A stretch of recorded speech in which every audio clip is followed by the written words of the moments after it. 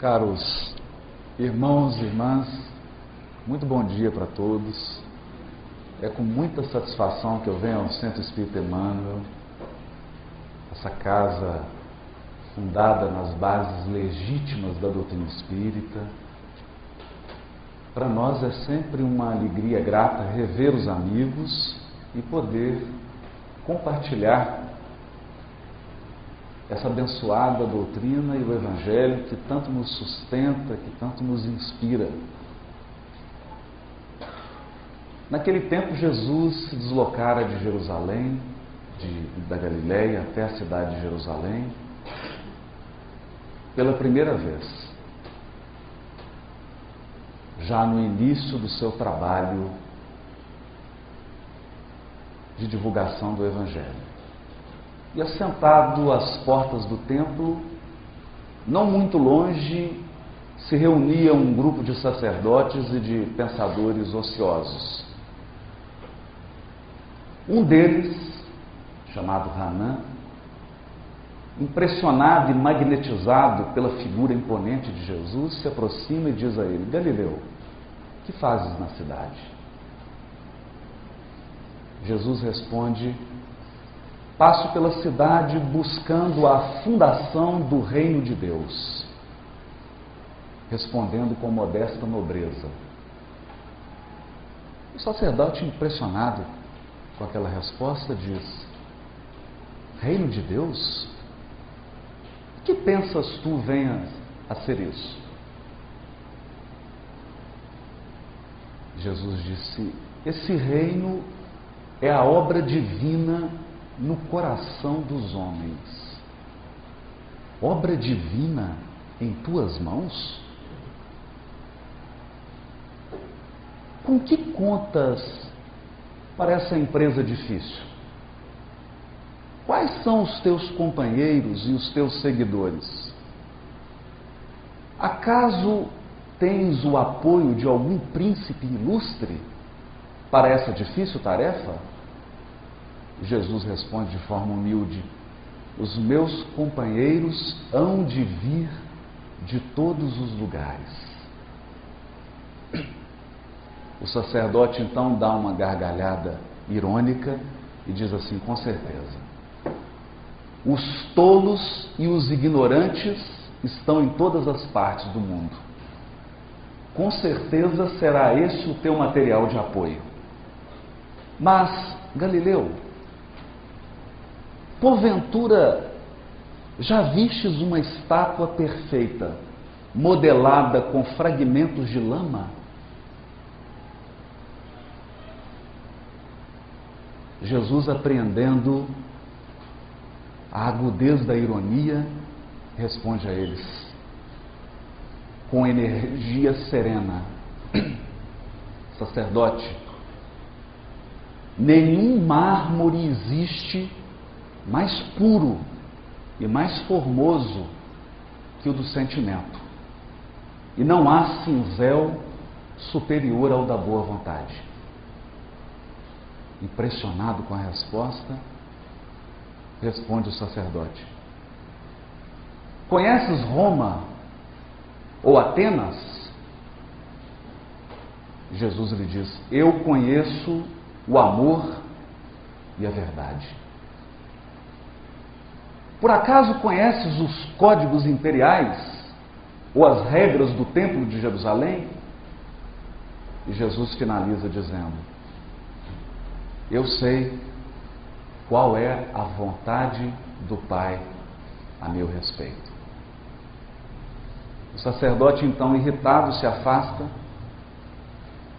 e Jesus prossegue a sua visita à cidade. Após caminhar por Jerusalém, regressa ao lago de Genezaré. E passando pelas margens do lago, próximo à cidade de Cafarnaum, Jesus procura, ansioso, a Simão Pedro e André, pescadores do lago que estavam trabalhando no local. Chega até eles e diz: Simão, André, quereis ser meus discípulos? Os dois parecem reconhecer aquele timbre de voz. Mesmo sem conhecê-lo, aquela fisionomia lhes é familiar.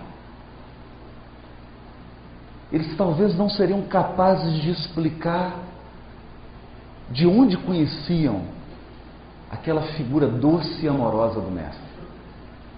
E Jesus então começa a lhes explicar sobre o trabalho do Evangelho, sobre o reino de Deus. E André ingenuamente diz assim: mas um rei, Cafarnaum tem tão poucas casas. E Simão Pedro, qual se for uma criança ingênua que quisesse demonstrar boa vontade, diz assim: não, André, o lago é grande, há muitas cidades, o reino poderá abranger a todas elas. Jesus então sorri e adia prazerosamente as explicações. Começava o trabalho apostólico. Andando mais um pouco, ele chama Levi, que se transformaria depois no apóstolo Mateus, e assim vai reunindo um a um, até se formar o colégio dos 12. Formado o colégio dos apóstolos, Jesus começa a obra de implantação do reino de Deus. Na visão dos apóstolos, que esperavam um reino físico, uma obra exterior, mas o Mestre, na verdade, procurava construir por dentro. Esse reino, disse ele ao sacerdote, é a obra divina no coração dos homens. E durante os 3 anos em que educou os apóstolos, Jesus sempre procurava modelar essa grande estátua, esse grande mármore que é o nosso sentimento. Muitos anos depois,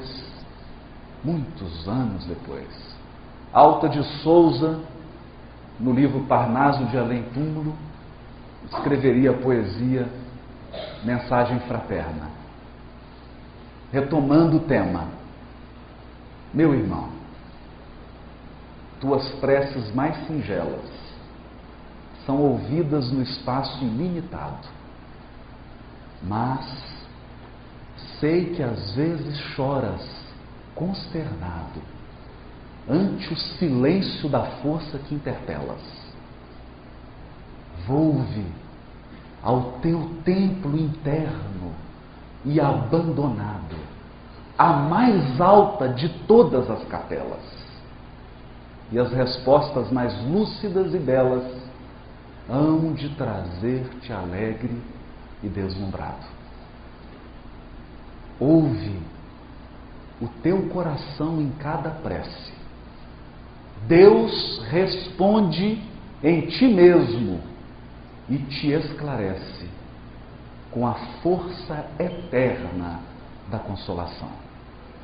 Compreenderás então a dor que te domina, sob a linguagem pura e peregrina da voz de Deus em luz de redenção. Sempre o coração.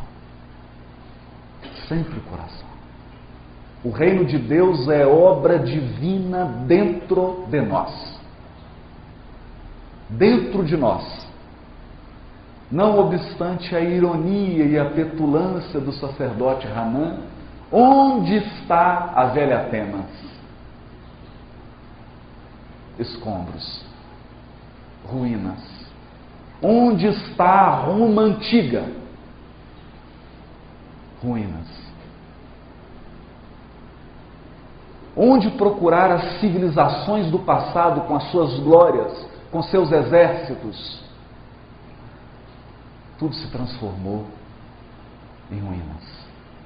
Onde os generais poderosos, todos foram obrigados a atravessar as portas do túmulo. Todos os poderes, toda a grandeza, toda a riqueza humana passa com uma velocidade vertiginosa. A única coisa que permanece é aquilo que nós construímos portas adentro do coração. Apenas as conquistas que nós fomos capazes de manter com dignidade dentro de nós. Era sobre isso que Jesus falava. E assim, focalizando a figura de Simão Pedro, nós vemos o Mestre construindo o reino de Deus, não no lago de Genezaré, dentro de Pedro, no coração de Pedro. Passaram-se algum tempo, depois das bodas de Caná, em que Jesus transforma a água em vinho, Simão Pedro procura Jesus. Com as suas angústias, com as suas dúvidas. E Jesus, com a sua bondade, com a sua pedagogia celeste, vai moldando, modelando o coração do apóstolo. Simão Pedro pergunta: mestre, por acaso não terias estimulado a bebedice ao transformar a água em vinho? E Jesus pergunta a ele: Simão, conheces a alegria de servir a um amigo? Conheces a alegria de servir a um amigo? A resposta era uma profecia. Naquele casamento, o noivo era alguém do relacionamento íntimo de Jesus. No dia mais importante daquela pessoa, no dia do seu casamento, em que ele recebia familiares, amigos, companheiros, acabou-se o vinho. Desesperado, amargurado, envergonhado, o noivo pede para procurar Jesus. E ele então, dando a lição do servo, transforma a água em vinho, mas ao mesmo tempo aproveita o símbolo para ensinar que o Evangelho se iniciaria na terra em clima de grande alegria. Afinal de contas, é por isso que ele se chama Boa Nova, Boa Notícia. A notícia mais espetacular que a terra já recebeu até hoje. E ele prossegue dizendo para Simão: Simão, os afetos da alma são laços misteriosos que nos conduzem a Deus. Laços misteriosos que nos conduzem a Deus. E prossegue o trabalho. Simão vai sendo educado. De início, um apóstolo rude, apressado, nervoso, não sabia dosar a energia, se excedia facilmente. No final do ministério, Jesus pergunta: o que eles dizem sobre o Filho do Homem? Uns dizem que você é Jeremias, outros dizem que você é Elias. E vós? O que dizeis? Agora, o coração amadurecido de Simão Pedro, o coração já cinzelado pela boa vontade. Tu és o Cristo, o Filho do Deus vivo. Bem-aventurado és tu, filho de Jonas, porque não foi a carne nem o sangue que te revelou, mas meu Pai que está nos céus. mas ainda frágil, qual se for uma criança que ainda necessitasse de ser fortalecido. Simão Pedro oscila quando Jesus começa a descrever os quadros da crucificação que o aguardavam. E Simão diz: mas mestre, não vás, não podes sofrer. E Jesus o repreende: afasta-te de mim, Satanás. Afasta-te de mim, adversário. Advertindo Simão Pedro sobre os problemas da oscilação. Ora nós estamos sintonizados com as forças superiores da vida, ora nós estamos sintonizados com o egoísmo que nos é peculiar,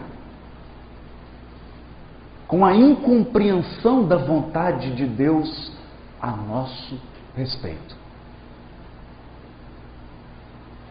Como diria o sacerdote: conheces os códigos do império e as regras do templo? E lhe responde Jesus: conheço a vontade do Pai a meu respeito. Porque se o reino de Deus é obra divina em nosso coração, Deus quer sempre o melhor. Sempre o melhor. Mas o melhor nem sempre é o que queremos. Porque se nós sempre quiséssemos o melhor na nossa jornada evolutiva, nenhum de nós enfrentaria expiação e dores.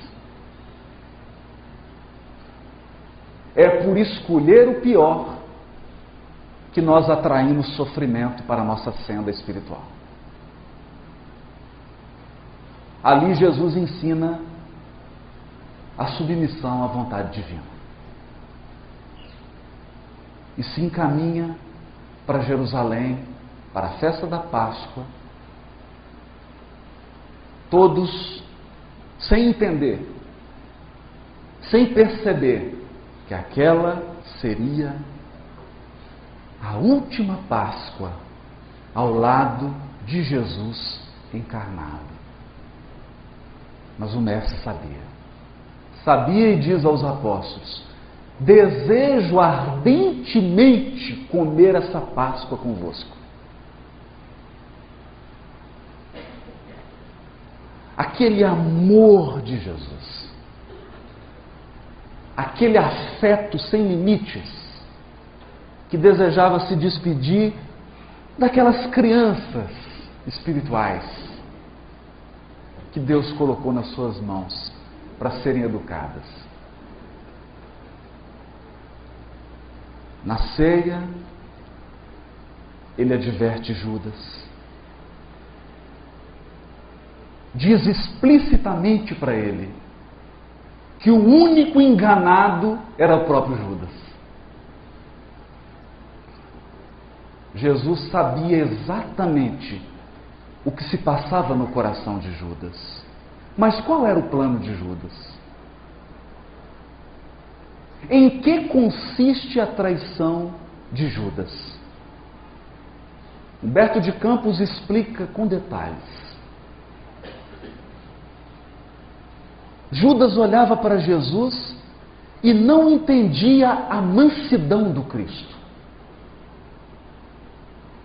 Ele acreditava que Jesus era lento, tímido nas suas resoluções. Judas acreditava que o sucesso do Evangelho dependia de uma aliança com os poderosos da época. Judas não conseguia entender que o reino de Deus é obra divina no coração. Ele imaginava que o reino de Deus é obra externa, a ser construída com pedra. É obra que depende de política humana. Então arquiteta um plano humano. E nenhum de nós pode criticar e apontar o dedo para Judas, Porque há 2000 anos todos nós estamos repetindo a experiência de Judas. Estamos buscando Jesus fora. Confiamos mais nos poderes humanos e exteriores do que na bondade celeste que nos dirige por dentro. O plano de Judas consistia em fazer uma aliança com os romanos e com as lideranças judaicas. Eles prenderiam Jesus. Judas assumiria a liderança de uma revolução armada,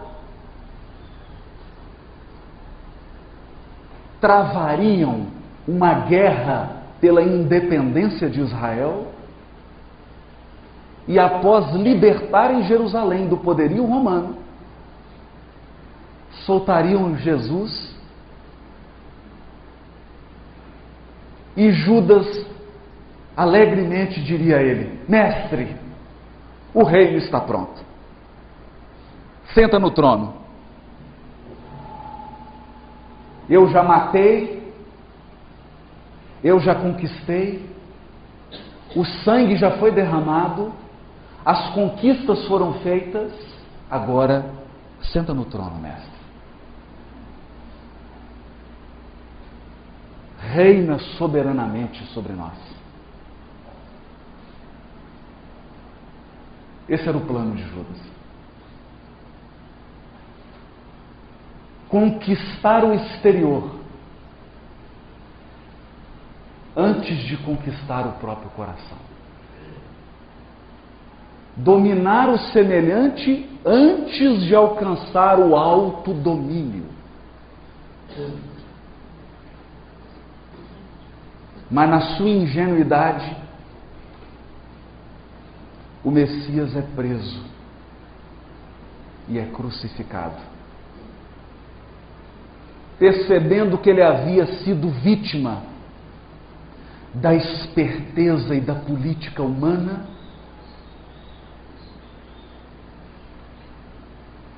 com um remorso gigante, percebendo o equívoco, percebendo que ele confiara mais nos homens do que em Deus, Judas não suporta a dor e suicida-se. Seria ele o apóstolo que exigiria de Jesus a mais alta dose de amor. Porque era o apóstolo que tinha a maior dificuldade de entender que o reino de Deus é obra divina no coração dos homens.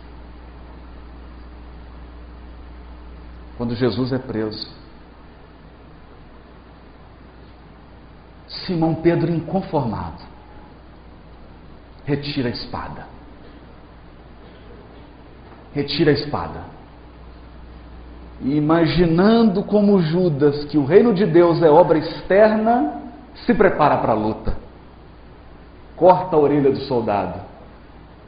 Jesus, com a sua serenidade imperturbável, serenidade daqueles que compreenderam a vontade de Deus a nosso respeito, diz: Simão, embainha a tua espada.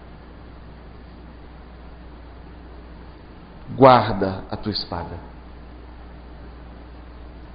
Porque aquele que com ferro fere, com ferro será ferido. Resumindo, é como se Jesus dissesse para ele assim: Simão, você acaba de perder uma orelha. Porque, como dizia o Chico, o mal que eu causo ao semelhante é brasa que eu espalho sobre a própria cabeça. Toda vez que nós ferimos o semelhante, é como se semeássemos sofrimento na nossa vida. Pode não ser nessa, mas será na outra. a lei de justiça que rege os nossos destinos, manda que a vida nos retribua exatamente aquilo que nós damos a ela. Jesus adverte Pedro: guarda a espada, Pedro, guarda a espada, para que não percas mais do que a orelha.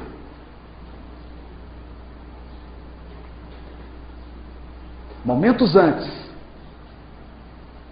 em conversa com os discípulos, Jesus já havia advertido Pedro. Perguntou para ele: Pedro, tu me amas? Amo, Senhor. Amo. Então cuida das minhas ovelhas, Pedro. Pedro, tu me amas? E Pedro já ficou desconcertado. Amo, Senhor. É claro que eu te amo. Então cuida das minhas ovelhas, Pedro. E pela terceira vez: Pedro, tu me amas? 3 vezes. 3 vezes Jesus chamando atenção para o coração. Pedro, olha para o teu coração. Porque o nosso coração é fonte da vida. Tudo que nos acontece procede do coração. Todos os processos se iniciam em nosso coração. É a partir do sentimento que nós vamos criando, que nós vamos decidindo, que nós vamos agindo e, portanto, vamos determinando o que nos ocorrerá. Pedro pedia para Jesus: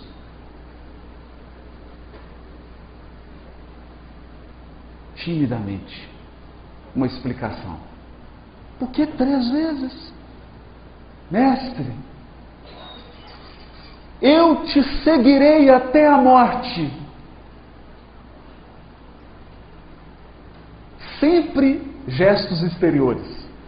E Jesus diz a ele: Pedro, crê,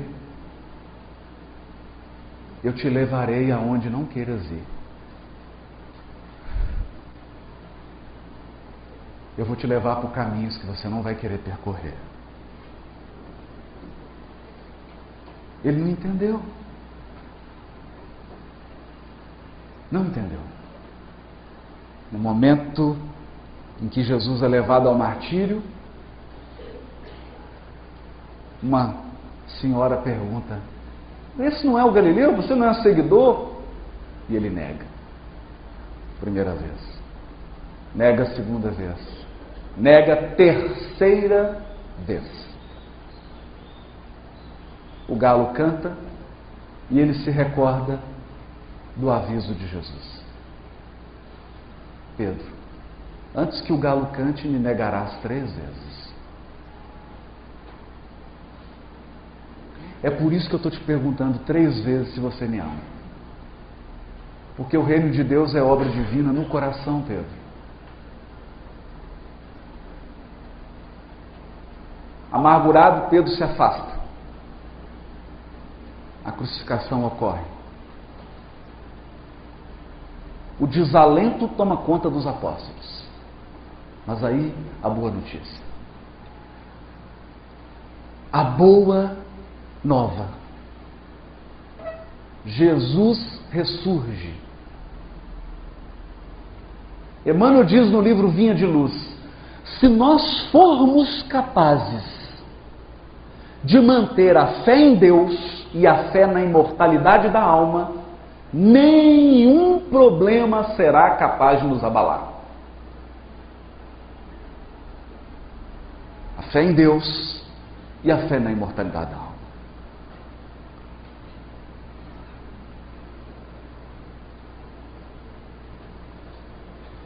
Como diz Maria de Nazaré, tudo passa. Tudo passa. Todos os problemas da vida do encarnado passam. Passam. Só o bem resiste à eternidade. Só o amor sobrevive ao tempo. Nenhum problema e nenhuma dor ficará de pé. Se formos capazes de manter a fé em Deus e a fé na imortalidade da alma. A volta de Jesus reacende a chama no coração dos apóstolos. Porque agora eles estavam conscientes que a obra do Evangelho não era obra externa. Não era uma construção fora. Era uma construção dentro. Dentro. De modo paralelo, 2000 anos depois, nós vamos encontrar no Brasil um grande companheiro, diretor da Federação Espírita Brasileira, Frederico Filho. O homem criador do selo Odeon. O homem que trouxe o disco de vinil para o Brasil. E responsável pelas primeiras gravações. Fez fortuna. Ajudou na construção do parque gráfico da Federação Espírita Brasileira, numa época em que ninguém queria editar livro espírita. Ele, muito corajoso, disse: se ninguém quer editar, nós vamos fazer uma editora e uma gráfica. Homem arrojado, empreendedor, empresário bem-sucedido, ao desencarnar, vê-se numa situação embaraçosa. Ele olhava para os companheiros que trabalharam ao lado dele na Federação Espírita Brasileira. Todos apresentavam um percentual de luz. Ele olhava para si mesmo e percebeu que emitia uma luz opaca. E ele então perguntava: mas eu construí a gráfica? Eu ajudei a construir a sede, eu ajudei a fazer isso, eu ajudei a construir aquilo, eu ergui isso. E Dr. Bezerra lhe disse: meu filho, o que você ergueu aqui dentro?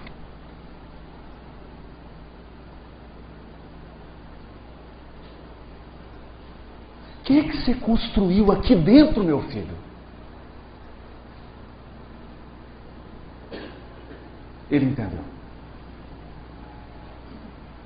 Ficou tão sensibilizado que disse: mas eu preciso contar isso para os encarnados, eles precisam saber disso. Está todo mundo enganado lá na Terra, como eu. Veio a Uberaba, ansioso, nervoso, queria escrever.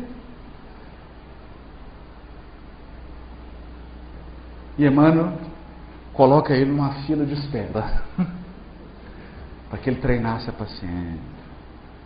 E ele reclama? Reclama.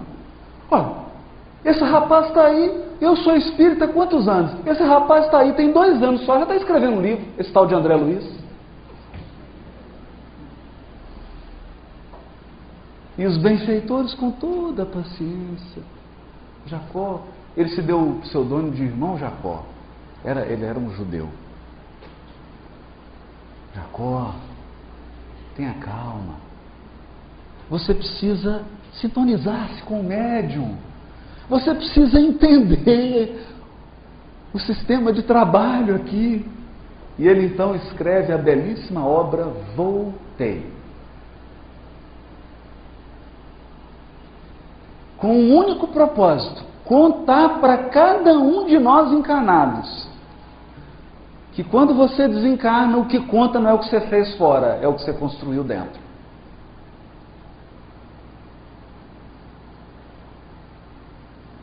Mas a maioria dos encarnados dorme um sono profundo. Profundo. A maioria caminha distraído. Porque o mundo material apresenta tantas distrações, tantas atrações, que o nosso espírito se distrai. Voltando a Simão Pedro. Jesus, em espírito, diz a ele: Simão, vá a Jerusalém, funda uma casa e recebe os assistidos. E começa o trabalho. Qual trabalho? Onde está a casa do caminho em Jerusalém? Onde? Será que se nós tomarmos um avião e formos a Jerusalém, nós encontraremos a casa do caminho fundada por Simão Pedro? Não. Não existe mais.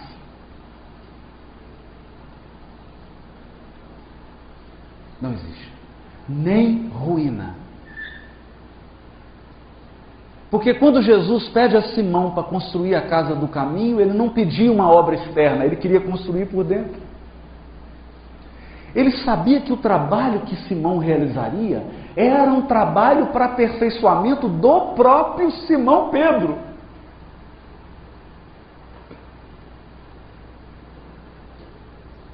Esse reino é obra divina no coração dos homens. E um dia ele encontra Simão triste, sentado, amargurado. Jesus em espírito chega do lado dele: o que foi, Simão? Mestre, Iodete está dizendo que eu sou ladrão, que eu recebo aqui os donativos e estou utilizando.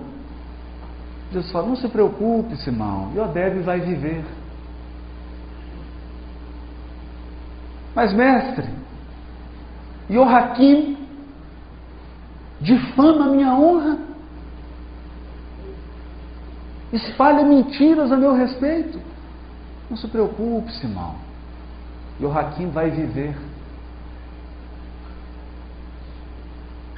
E assim ele vai apresentando todos aqueles que causavam constrangimento, o nome de um por um, e Jesus fala: não se preocupe, Simão, eles vão viver.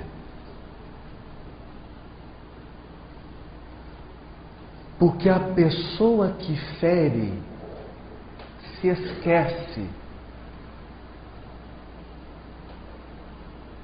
Se esquece que a vida é longa. E que se hoje você está com tempo de ferir, amanhã haverá o tempo de receber. Se existe tempo de plantar, existe tempo de colher. E todo aquele que pratica o mal um dia entende a frase de Jesus: Pai, perdoa-lhe, eles não sabem o que fazem.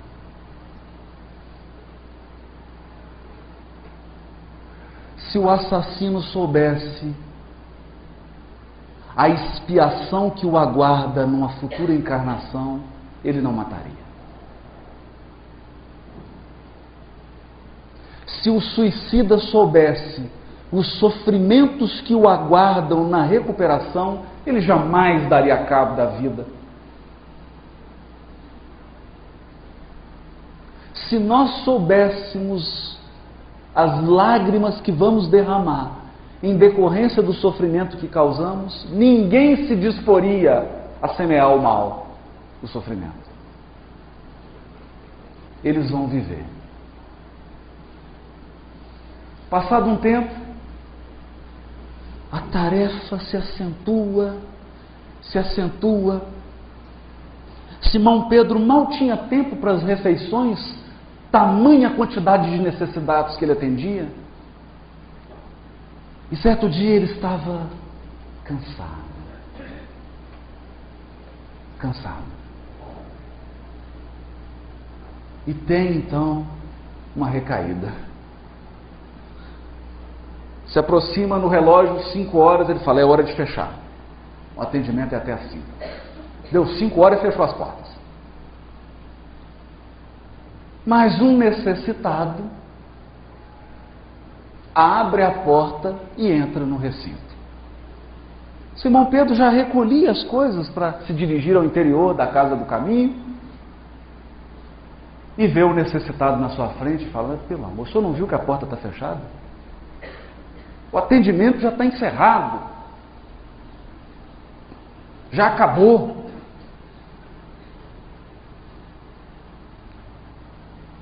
O necessitado retira a túnica, era Jesus.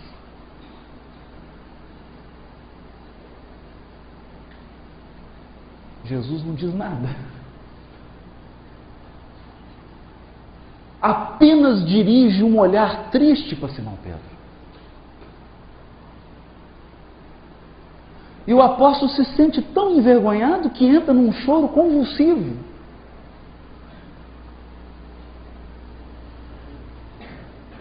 Jesus apenas diz a ele: Simão, eu apenas te pedi que cuidasse das minhas ovelhas.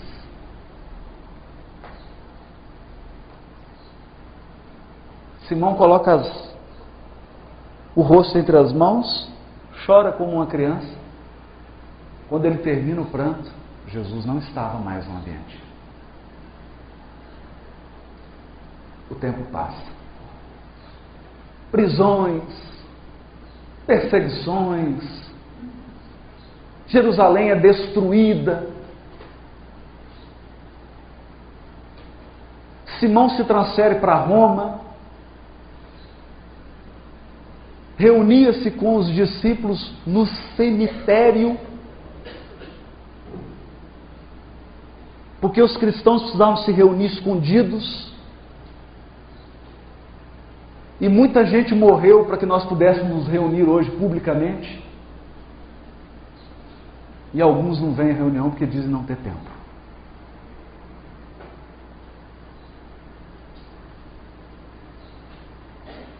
Realiza o seu trabalho. Ali ele já contava com 80 anos de idade. Era um ancião. Cabelo branco, forças físicas se esvaindo. Já não tinha a energia do passado. Mas o coração do apóstolo já não cabia no peito. Jesus havia construído uma obra divina que nenhum de nós é capaz de ver. Construiu dentro de Simão. Ele estava no cemitério, entram os soldados, algemam Simão, levam para o cárcere. O choro das mulheres, das crianças, dos velhos, que acompanhavam aquela cena, viam aquele homem que eles consideravam um avô, um ancião, que mal tinha forças para caminhar. E aqueles soldados fortes, aquela truculência, aquela violência, com um homem daquela idade. Ninguém era capaz de entender essa maldade do ser humano. Simão é conduzido e ele caminha cansado, é retirado da prisão para o martírio. Seria assassinado na frente de todos os companheiros. De passo lento, vacilante, mas firme, Simão não pensava em si. Ele caminhava fazendo uma prece a Jesus, pedindo ao Mestre que enviasse à vinha do mundo trabalhadores mais fortes do que ele. Porque ele chegava ao fim, precisava que outros continuassem o trabalho. Ele então rogava ao Mestre que enviasse trabalhadores jovens, fortes. Mas não era só isso. Enquanto caminhava para o martírio, Simão foi envolvido por uma profunda saudade de Jesus.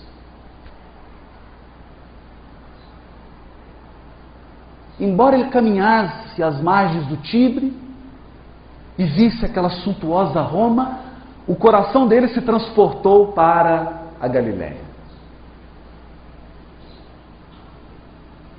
E ele começou a recordar as flores de Betsaida, as romãzeiras de Dalmanuta, os sítios, os pomares de Magdala, o pequeno vinhedo de Cafarnaum, os tempos em que Jesus acordava 5, 6 da manhã e pescava com eles. E eles podiam usufruir da convivência com Cristo. Naquele momento, o que ele mais sentia era a saudade de Jesus. Uma profunda saudade. Nem percebeu que eles o colocaram sobre um madeiro, pegaram um martelo e pregaram ele numa cruz. Tamanha era a sua saudade, tamanha era a lembrança, que ele não percebeu. E ele ficou absorvido naquele clima de nostalgia e também não percebeu que as horas passavam. E ele não morria. A única coisa que ele percebeu: Sertório Aniceto, um pretoriano, um soldado do exército romano, que proferia impropérios, zombava de Simão, dizia que ele era um ladrão, um imundo, um sujo. Mas Simão estava tão absorto que nem se deu conta de tamanha agressividade gratuita.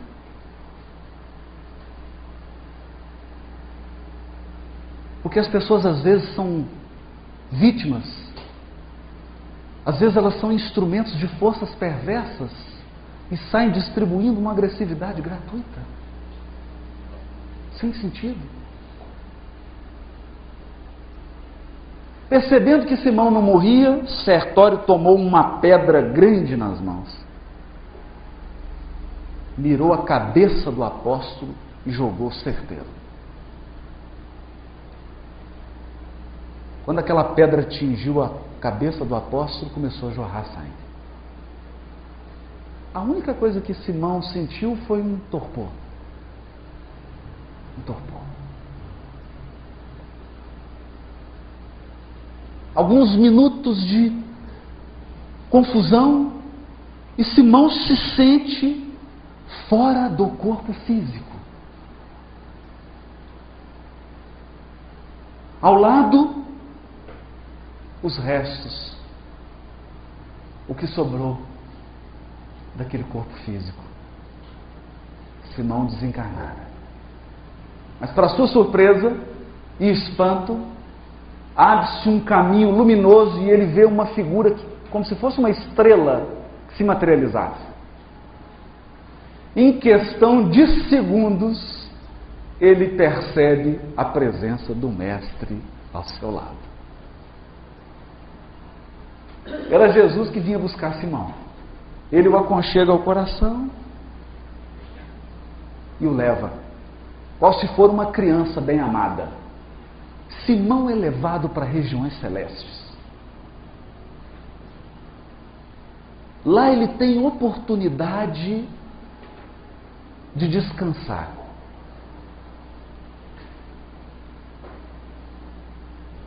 Esse relato está no livro Antologia Mediúnica do Natal. E diz Humberto de Campos que ele revê amigos, presencia espetáculos de grandeza cósmica. Jesus lhe proporciona experiências assombrosas, maravilhosas. Passados 2 semanas, Jesus chega para Simão e anuncia a despedida. Simão, surpreso com aquilo, fala: mas mestre, aonde vais?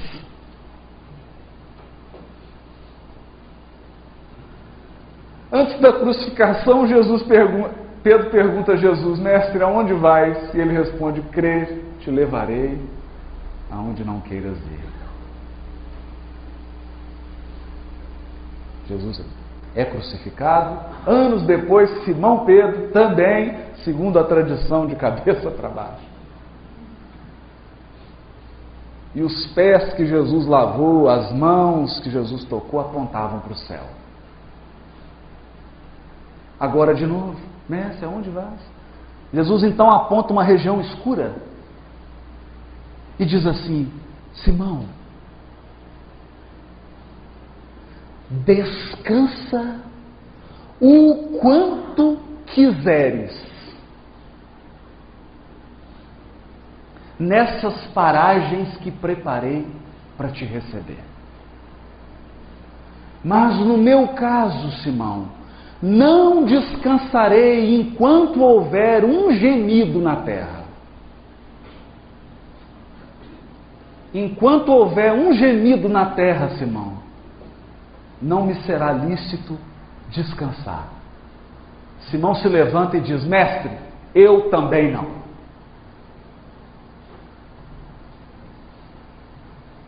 Dá os braços a Jesus e os dois voltam à terra, para Roma. Alguns cristãos seriam imolados naquele dia.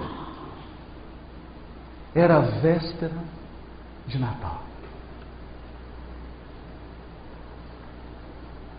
Ao chegar num cemitério escuro de Roma, Simão se comove até as lágrimas, porque percebe que alguns cristãos entoavam um canto lindo, recordando o natalício de Jesus. Embora prestes a serem martirizados, eles se enchiam de esperança, de fé em Deus, de confiança. Simão se emociona, abraça eles. De repente, Jesus toca nos ombros de Simão: Simão, alguém te procura. Quando Simão vira, era Sertório Aniceto.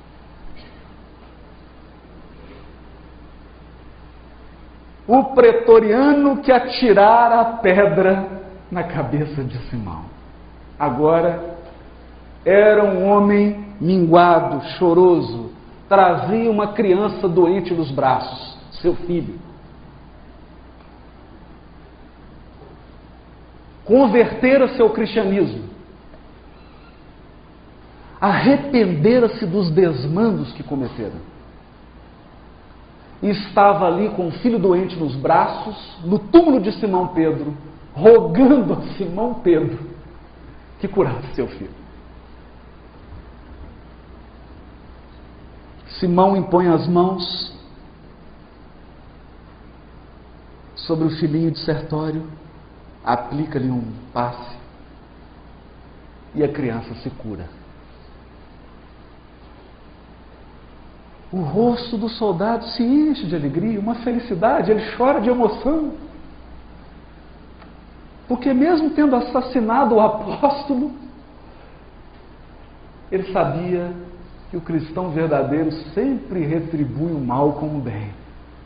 E volta para casa feliz. Para Sertório, começava a implantação do reino de Deus no coração. Para Simão Pedro, o serviço continuava. Para cada um de nós, fica agora, nas vésperas de Natal, o convite para a implantação do reino de Deus em nós. Muito obrigado. Bom dia para todos.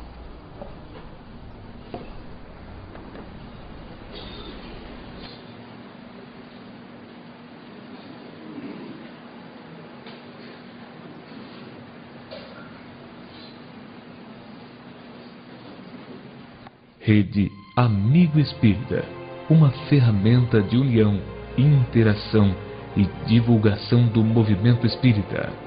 Acessem www.amigoespírita.ning.com e confira nosso acervo disponível. Rede Amigo Espírita, divulgando, instruindo e unificando.